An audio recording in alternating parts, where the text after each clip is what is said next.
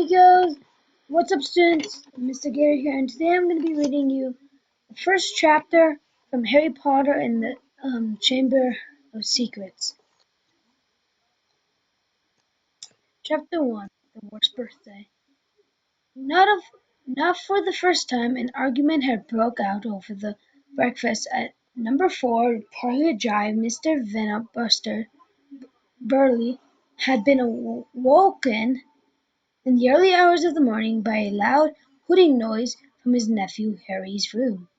"Third time this week!" he roared across the table. "If you can't control that owl, it has to go." Harry tried yet again to explain. "She's bored," he said. "She used to fly around outside. If you just let her out at night—" "Do I look stupid?" sneered Uncle Venner, a bit of a fried egg dangling from his mustache. "Do I know what happens if I let that owl loose?" he exclaimed, dark looks with his eye penetrating. Harry tried to argue back. My words were drowned by a large belching of the Dooley's son, Julie. "I know more bacon! I want more bacon! There's more in the frying pan, Sweetums," said Aunt Penelope, turning misty eyes on her massive son. We must build you up while we got the chance. I don't like the sound of that school food. Nonsense, Pinner. I'm never hungry when it's hungry when I want was a smelting, said Uncle Vernon. "Dooley gets enough, don't you, son?" Dooley, who was large-bottomed drooling on either side of the kitchen table, grinned and turned to Harry. "Pass the frying pan. You forgot the magic word." The effort of simply sentence of the rest of her incredible. Dooley gasped and fell off the table and crashed and shook the horse. Miss Gilly gave a small scream and then clapped her hands with her mouth. Mr. Dooley jumped on his feet. Then, "I meant please," Harry said quickly. "I didn't mean I have I what I have to tell you," thundered his uncle, spraying spit over the table. "About saying the M-word in our house. But how dare you threaten Dooley?" roared Uncle Fred, pounding on the table. I warn you, I am not tolerating mention of your anomaly under this roof." Harry stared at his purple-faced uncle to his pale aunt, who was trying to heave Dooley to his feet. "All right," said Harry, "all right." Uncle Venner sat back down, breathing like a winded rhinoceros and watching Harry closely out of the corner of his small, sharp eyes.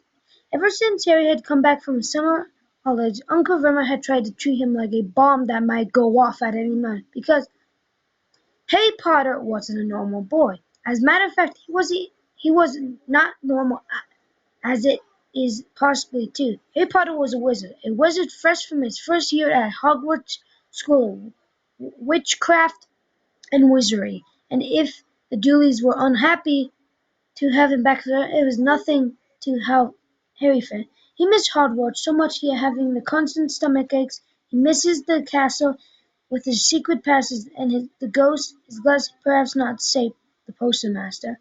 Mail arriving by hour, banquets in the great hall, sleeping in the four-poster bed in the Tower of Domain, visited by the gatekeeper Hagrid in his cabin next to the Forbidden Forest in the ground, and especially Quidditch, the most popular sport in the wizard world. Six tall goalposts, 4 flying balls, and 14 players on broomsticks.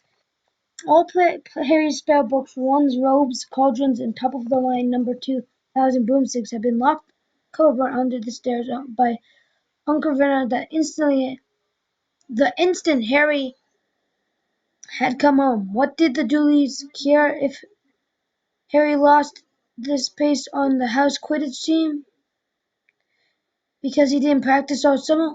What was it to Dooley if Harry went back to school without any of his homework done? The Dooleys were what wizards called muggers, not a drop of magic in their veins. "Excellent, Dooley," said Uncle. "Then round up on Harry and you." I'll be in bed making no noise and pretending I'm not there, Harry taunted Liz. Exactly. I will lead I will lead them into the lounge introducing you. Pardon me. I'll announce dinner.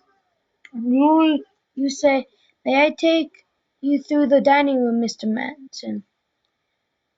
Dooley said with a fat arm to an invisible woman.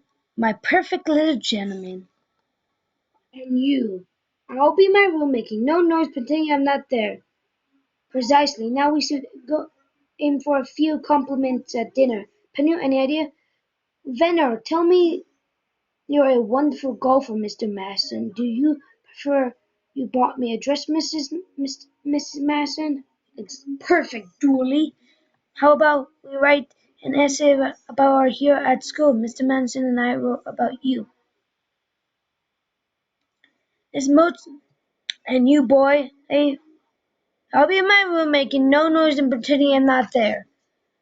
Too right, you will. The Madisons don't know about you, and it's going to stay that way. When dinner over, you take Mr. Madison back to the lounge for coffee. Penetrate, I'll bring the subjects on the drug. With anything like real deal signed and sealed before the news at 10. We'll be stopping for a vacation home in Madrid this time tomorrow. Harry couldn't feel too excited for this. He didn't think the Dooleys would like him any better in Monaco than they did in private drive. Right. I'll be now off into town to pick up dinner jackets for Julie and me. And you, I'll stay out of Vaughn's way while she's cleaning. Harry left the back room. It was brilliant Sunday. He goes, Happy birthday to me. Happy birthday to me. No cards, no presents. He would spend his evening pretending he's not to exist. He gazed miserably at the hedge. He had never felt so lonely. More than anything else at Hogwarts, more than even playing Quidditch, Harry missed his best friends Ron Weasley and Hermione Granger. They, however, didn't seem to miss him at all. Either they hadn't read him all summer, neither Ron had said he was going to ask Harry to come and stay. Countless times Harry had been point of unlocking Hedwig's cave by magic and sending her to Ron and Hermione with a letter, but it wasn't worth the risk. Undergrad wizards weren't allowed to use magic outside the school. Harry had told hadn't told the Julies this. He knew it was the only way their terror might have turned them into the Dunbeers that stopped them from locking him up in the cupboards under the stairs, his wands, his broomsticks for the first couple of weeks back. Harry had enjoyed muttering nonsense words under his breath and watching Julie tear out the room as fast as his fat little legs would carry him. What would he give the messenger from any witch wizard? What? You know what day it is. Well done, you finally learned the day of the week. Today's your birthday. How come you haven't had any cards? Haven't you got friends at the freak's place? Better not let your mom hear you talking about my school. Why are you staring at that? I'm trying to decide what would be the best. You can't. Dad told you not to use magic, he cluttered. Jigglypuff! Oliver, Mom! Triple asking, Mom, he's doing you know what?